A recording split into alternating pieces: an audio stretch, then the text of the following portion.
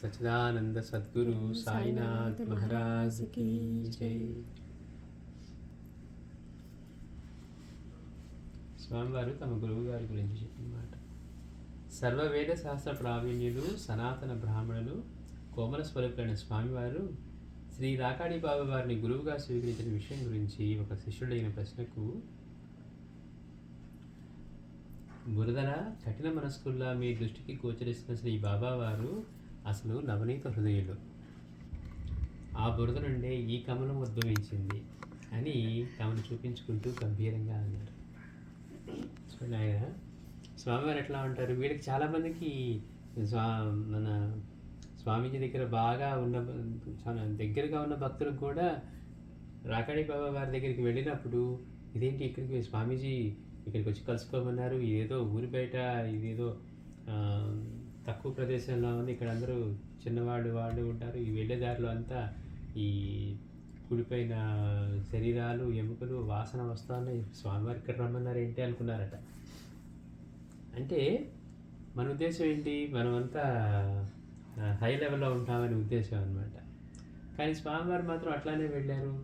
అప్పుడు తర్వాత అర్థమైంది, ఓ రాకాడి బాబా వారు అక్కడ ఉండేవారు అని. పైగా స్వామీజీ ఏం చెప్పారట, వెళ్ళింది అక్కడ బాబావారి ఇంట్లో ఉండేవాడిని, వాళ్ళు పెట్టే ప్రసాదం తీసుకునేవాడిని అన్నారట. మనమైతే ఏం చేస్తాం, మేము తీసుకోండి మనకి నచ్చకపోతే అలానే మాటలు చెప్తాం. కానీ స్వామివారు ఏమంటున్నారు చూడండి, సర్వవేద శాస్త్ర ప్రావీణ్యులు, సనాతన బ్రాహ్మణులు స్వామి గురించి కోమల స్వరూపులైన స్వామివారు రాకాడి బాబా వారిని గురువుగా స్వీకరించిన విషయం గురించి ఒక శిష్యుడు అడిగిన ప్రశ్నకు, బురదలా కఠిన మనస్కుల్లా మీ దృష్టికి గోచరిస్తున్న శ్రీ బాబా వారు అసలు నవనీత హృదయులు. మీకు ఆయన బురదలా కనిపిస్తున్నారేమో, కానీ ఆ బురద నుండే ఈ కమలం ఉద్భవించింది. అంటే దానిలో నుంచే కదా మనకి లోటస్ వచ్చేది అని తమను చూపించుకుంటూ గంభీరంగా అన్నారు. స్వామివారి యొక్క సర్వజ్ఞత. ఈ ప్రపంచంలో స్వామివారికి తెలియనిదంటూ ఏదీ లేదు. ఆటం నుండి శాస్త్రజ్ఞులకు ఇప్పటికీ కూడా అంతుబట్టని సౌర కుటుంబంలోని బ్లాక్ హోల్స్ వరకు గల విషయాల గురించి వారు చాలా సరళంగా వివరించేవారు. మనం ఏదో చదువుకో యూనివర్సిటీలో మేము డిగ్రీ పొందామండి, లేకపోతే గోల్డ్ మెడలిస్ట్ అండి అని బుక్స్ అన్నాం అనుకోండి, మనం ఏమనుకుంటాం, అక్కడ నేర్చుకున్న ఏదో ముక్కును బట్టి అర్థమైనా కాకపోయినా దాన్ని బట్టి చెప్పగలిగితే మనకి అవన్నీ తెలుసు అనుకుంటాం. కానీ అవన్నీ ఎట్లా ఏర్పడ్డాయి అసలు మనకు తెలిసి ఏంటి, అక్కడ ఉన్న వాటి ఏదో గమనించి మనం అనుకుంటున్నాం.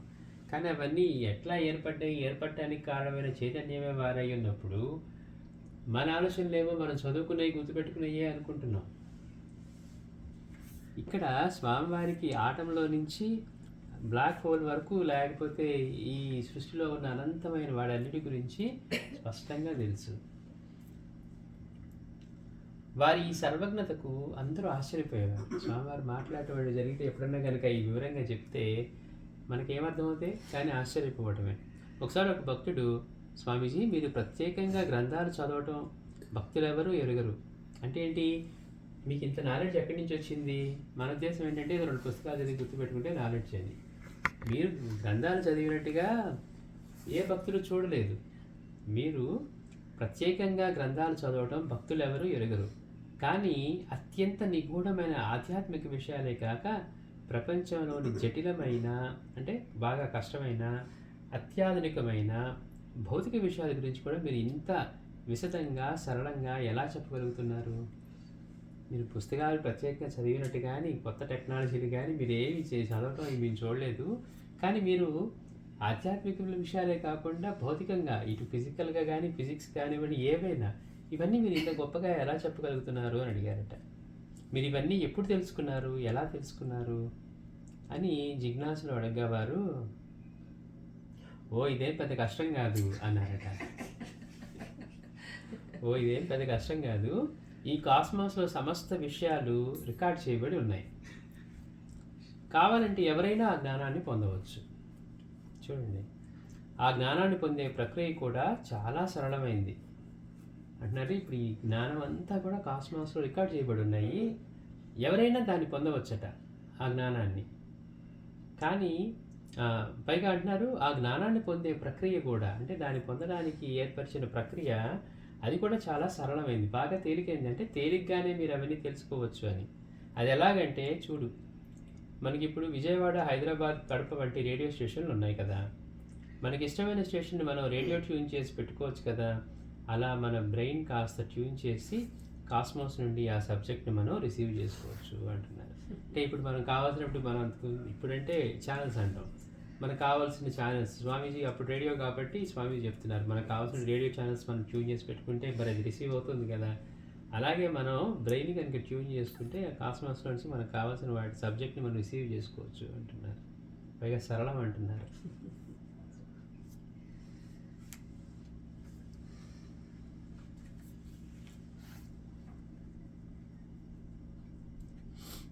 ఫిర్యాదులకు స్వామివారి బోధన.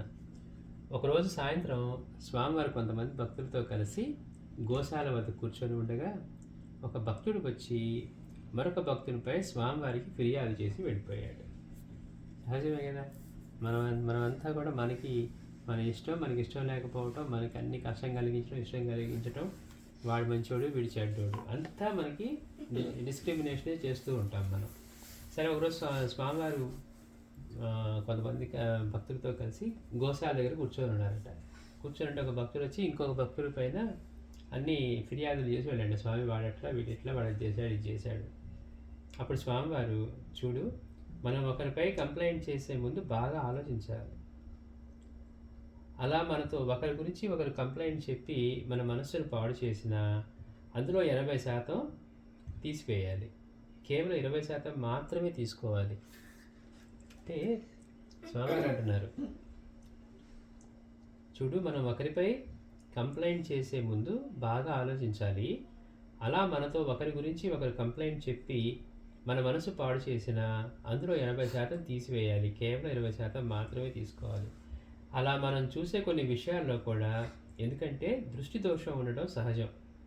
పైగా మన మనసుకు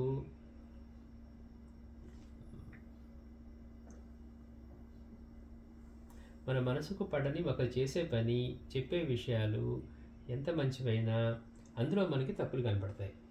మనం సహజంగా పక్కన వాళ్ళు చెప్పేటప్పుడు మనకు తప్పులే కనపడతాయి. అందుకంటారు స్వామి, మనం చూసే కొన్ని విషయాల్లో కూడా, ఎందుకంటే దృష్టి దోషం ఉండటం సహజం, పైగా మనసుకు కూడా పడని ఒకరు చేసే పని, చెప్పే విషయాలు ఎంత మంచివైనా అందులో మనకు తప్పులు కనపడతాయి. కావున ఎదుటి వాళ్ళ విషయాల్లో జోక్యం చేసుకునే ముందు బాగా ఆలోచించి జాగ్రత్త పడాలి కూడా అని మానవత్వాన్ని ఆధారంగా పెట్టుకొని బోధించారు. అంటే ఫిర్యాదులు చేయటం అనేది, పైగా మనకి అన్ని తప్పులే కనపడతాయి, అందులో 80% తీసేయాలి అంటున్నారు.